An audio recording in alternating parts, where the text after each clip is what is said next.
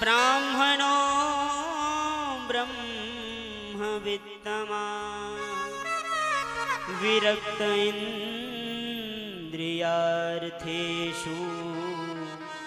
प्रशांतात्मा जितेन्द्रियः। बड़ी सावधानी से श्रवण करें। ये सुदामा जी के भक्ति का सुंदर चरित्र है महाराज। भक्ति कृष्ण के नाम को और कृष्ण की याद को ही अपना धन मानती है। बहुत गौर से सुनिएगा। सुदामा जी को गरीब कहना, दरिद्र कहना सुदामा जी का अपमान है।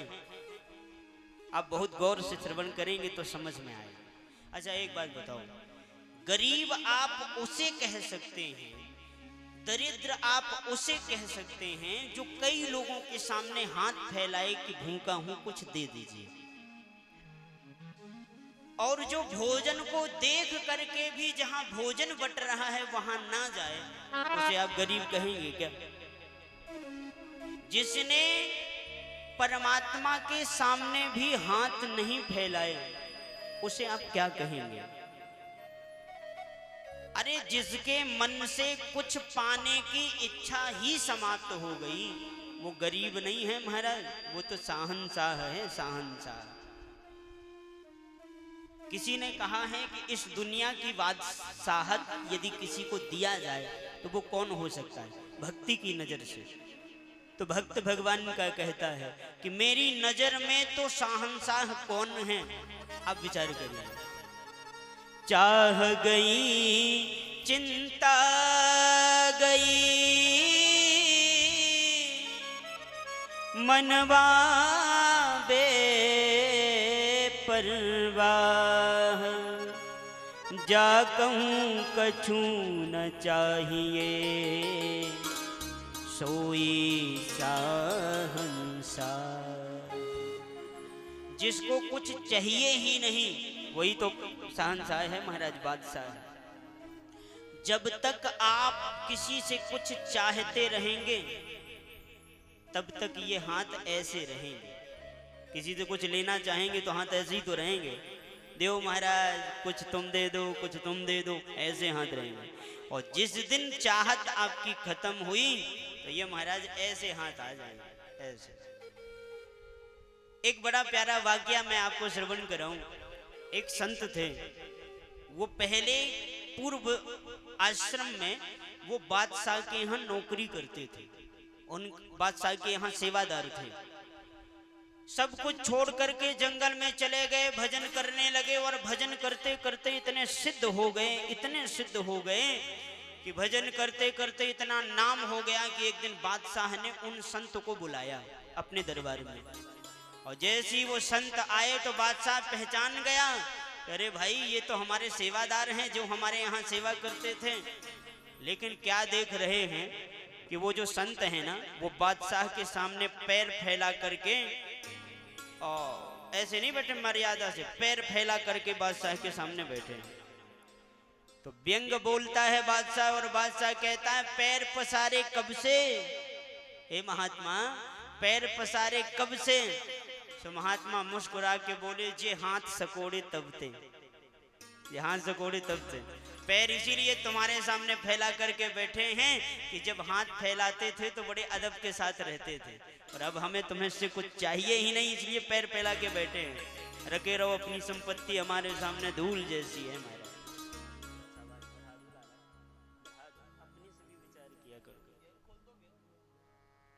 और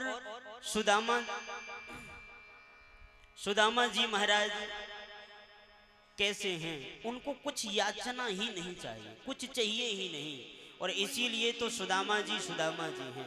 पर सुनो, एक बार आप संसार से कुछ ना लेने का संकल्प बस करें, एक बार संसार से कुछ ना लेने का संकल्प करें, परमात्मा आपके पीछे पड़ जाएगा आपको देने के लिए। भगवान ने लाख बार कहा, लाख बार सोचा कि सुदामा को कुछ दे दूं, पर सुदामा ऐसे हैं कि कुछ मांगते ही नहीं। 5 दिन भिक्षा ग्रहण करते हैं, और 5 दिन भिक्षा ग्रहण कर 5 घर में जाते हैं, और वहां पे मांगते नहीं कि मुझे भिक्षा दे दीजिए। जो कोई प्रेम से दे देता है ले लिए, और नहीं दिया किसी ने तो भैया तेरा भला हो यूं कह के, भला बुरा नहीं कहते, तेरा कल्याण हो और यूं कह के लौट आते। और आज सुदामा के पास ऐसा समय आया, देखो भैया बुरा समय आने पर बुरा समय आपके अपनों का परिचय करा के जाता है। क्या सुदामा का परिवार नहीं रहा होगा? क्या उस गांव में सुदामा अकेले ही ब्राह्मण रहे होंगे? पर सुदामा के घर में कभी कभी ऐसी स्थिति आ जाती है, ऐसी स्थिति आ जाती है कि महाराज 4 दिन हो गए हैं पर सुदामा के घर में कुछ भोजन बना नहीं है। बच्चे सुनते हैं, बच्चे उठते हैं, भूख लगी है, सो मैया कहती है बेटा चूल्हा जल रहा है, बर्तन चढ़ा है, कुछ ना कुछ बनेगा तुम्हें दे दूंगी, आओ मेरी गोद में सो जाओ। और गोद में लिटा करके प्यार दुलार करके और उन्हें थपकी दे करके मैया सुला देती है।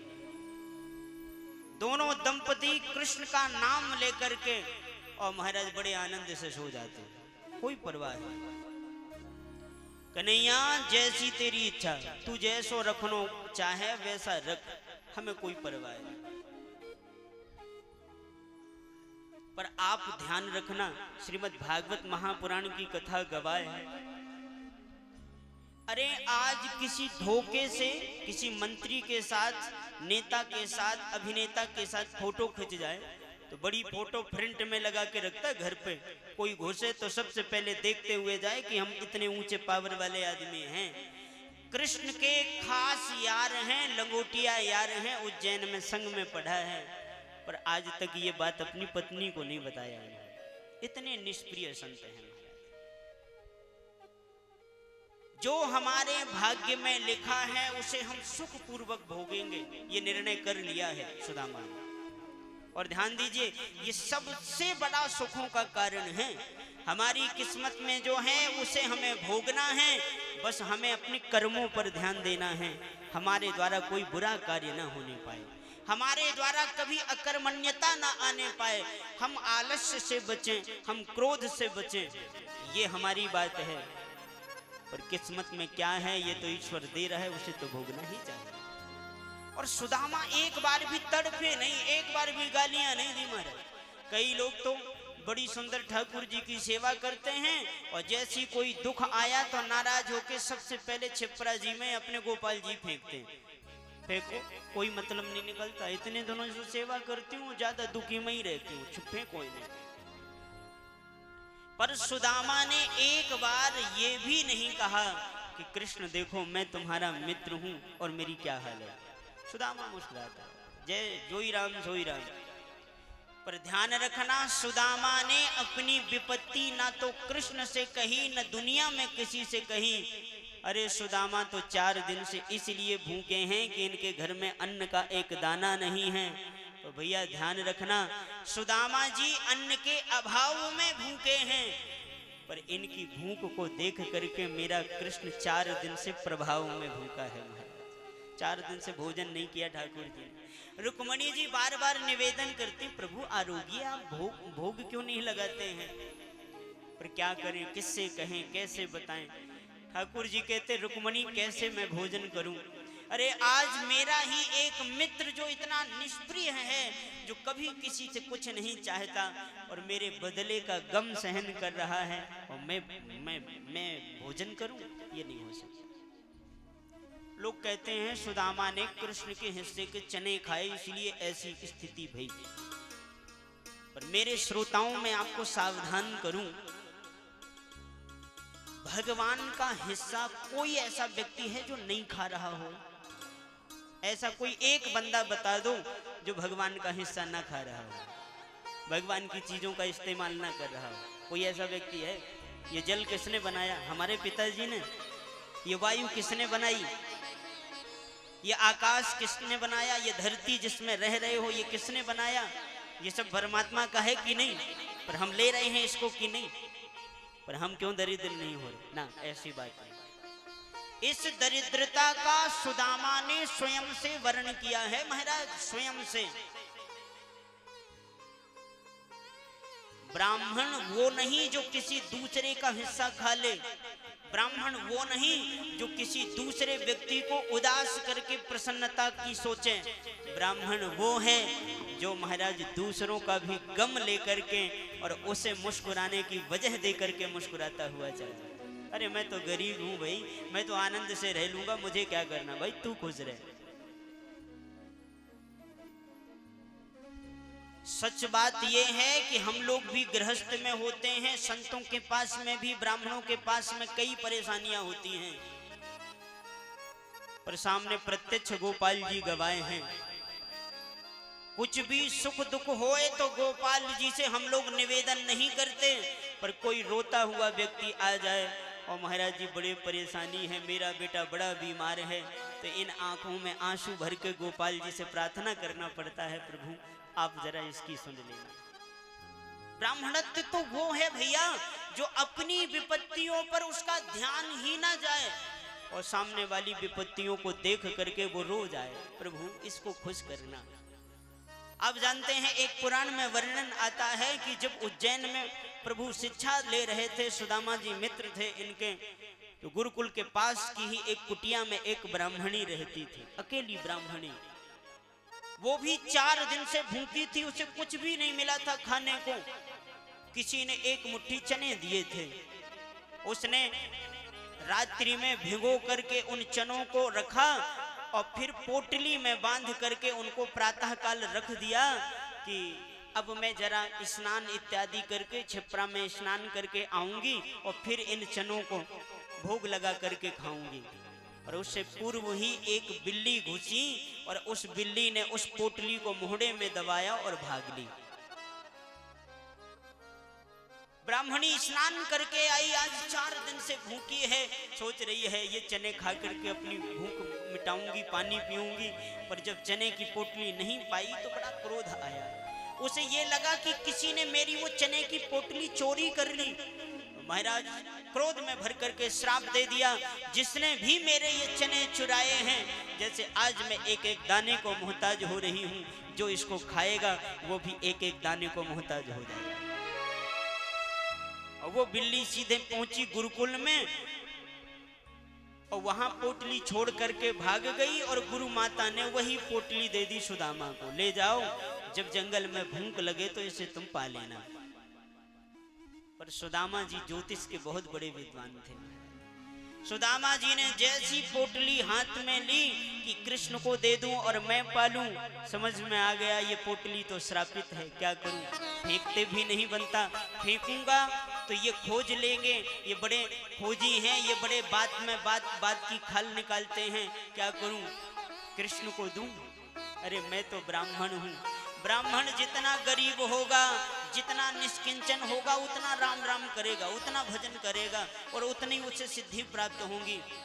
पर भैया ये तो क्षत्रिय है, इसे तो चक्रवर्ती सम्राट होना है, यदि इसके पास दरिद्रता आ गई तो फिर प्रजा का क्या होगा? राजा ही दरिद्र हो गया तो फिर प्रजा का क्या होगा? यूं तो मेरे पूरा भारतवर्ष मेरा बर्बाद हो जाएगा।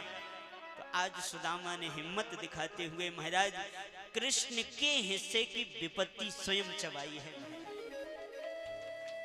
और ऐसा निष्प्रिय संत कि टोकने पर भगवान भी कहते हैं क्यों भाई तेरे दांत कटर कटर क्यों हो रहे हैं, तो कहीं इसको पता ना चल जाए तो बहाना मारता है कि नहीं नहीं ये तो बरसात के कारण ठंडी लग रही है इसलिए हो रहा है। और आप सब दोष देते हैं सुदामा को कि इसने मित्र के हिस्से के चने खाए ना, भैया ऐसी बात नहीं।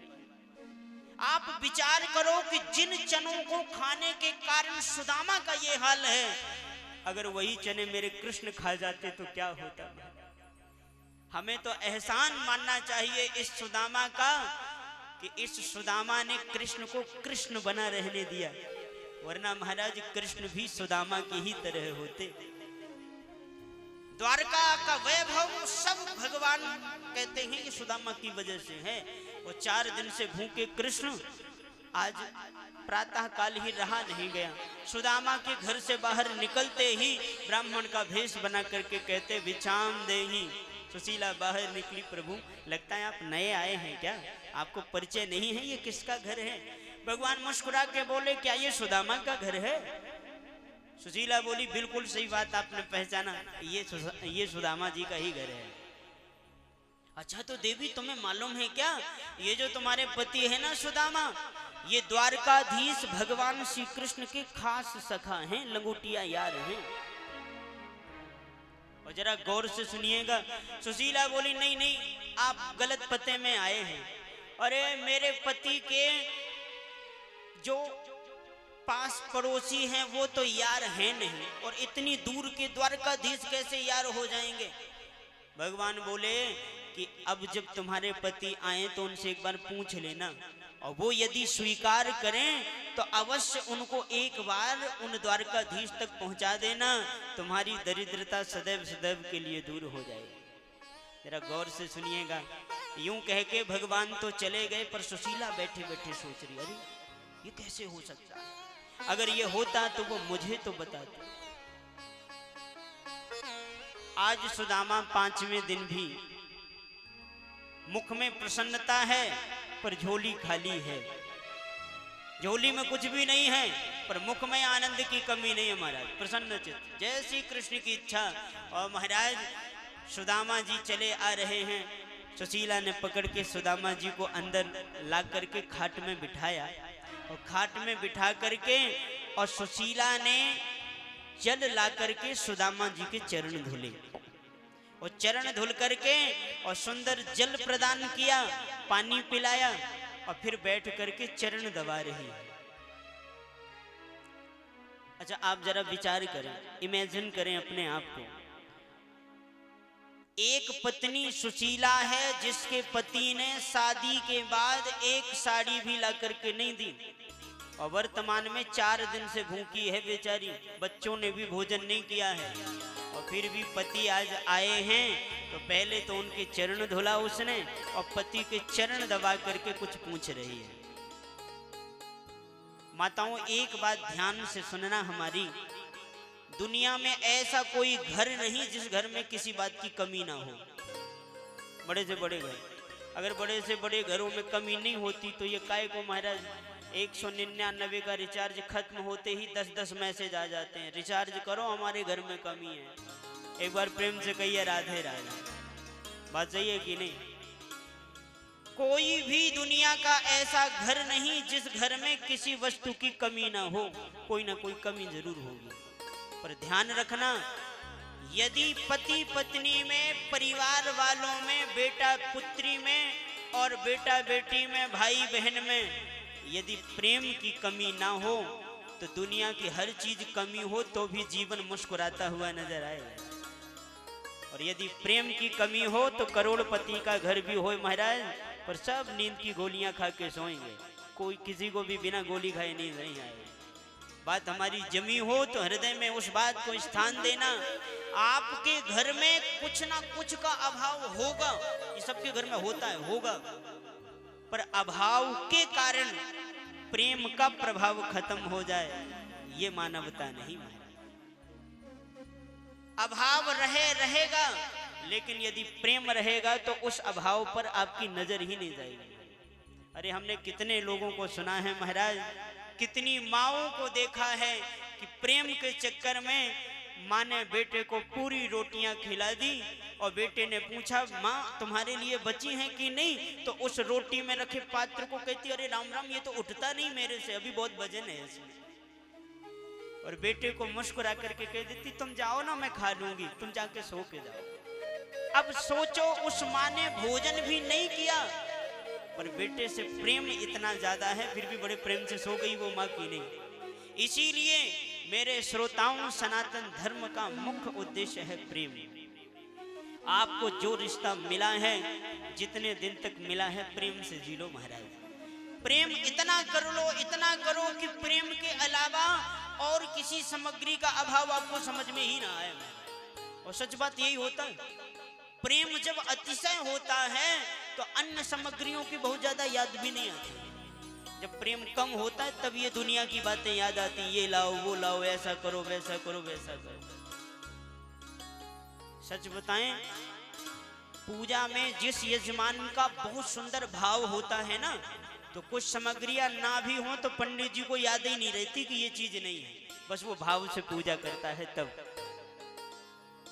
और पंडित जी आते देर नहीं भई कि आपने दुनिया भरे के नाटक दिखाना शुरू कर दिया। महाराज पूजा अच्छे से कराना, वो मुझसे 5 मंत्र याद हैं, 6वां मंत्र मैं रनिंग में हूँ, याद कर रही हूँ, मैं भी कोई कमजोर नहीं हूँ।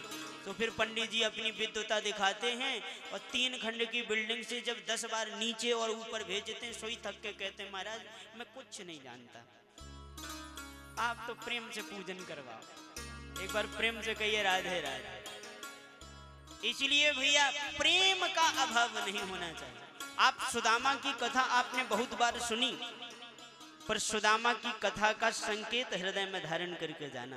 हमने आपसे पहले ही सुना दिया है कि हम आपको कथा नहीं सुना रहे, कथा का उद्देश्य सुना रहे। 3 घंटे में कथा क्या हो महाराज, 3 घंटा तो सुदामा ही चरित्र को लग जाता है। केवल हम सुदामा के व्यक्तित्व का परिचय आपको करा रहे हैं, कथा नहीं सुना रहे। और सुनिए, आज सुशीला ने पूछा कि सच सच बताओ प्रभु, क्या द्वारकाधीश कृष्ण आपके मित्र हैं, सखा हैं? तो ये प्रार्थना कर रही है और पूछ रही है प्रभु सत्य बताना। ननु ब्रह्मन् भगवतः सखा साक्षात् श्रियापतिः ब्राह्मण्यश्च शरण्यश्च भगवान् सात्वतर्षभ।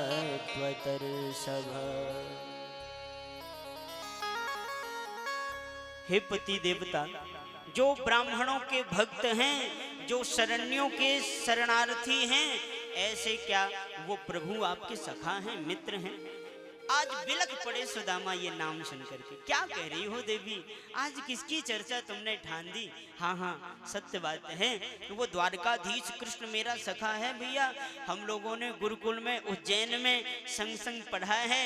और महाराज सुशीला से बताने लगे सुदामा, तो भाव में इतने भर गए सुदामा में, बचपन की मित्रता के समय की चैतन्यता। जानती हो देवी, वो ऐसा था, वो कृष्ण ऐसा था, जब भी कहीं जाता था ना मुझे साथ में लेके जाता था। कभी सोना हो तो मेरे बिना सोता नहीं था, पहले मुझे अपने बिस्तर में सुलाए, फिर मेरे गले में अपनी बाहें डाल करके ही सोता था। वो इतना दयालु था। मैं एक दीनहीन ब्राह्मण और वो महाराज इतना बड़े राजा का बेटा, फिर भी वो मेरी थाली में संग में बैठ करके खाता था।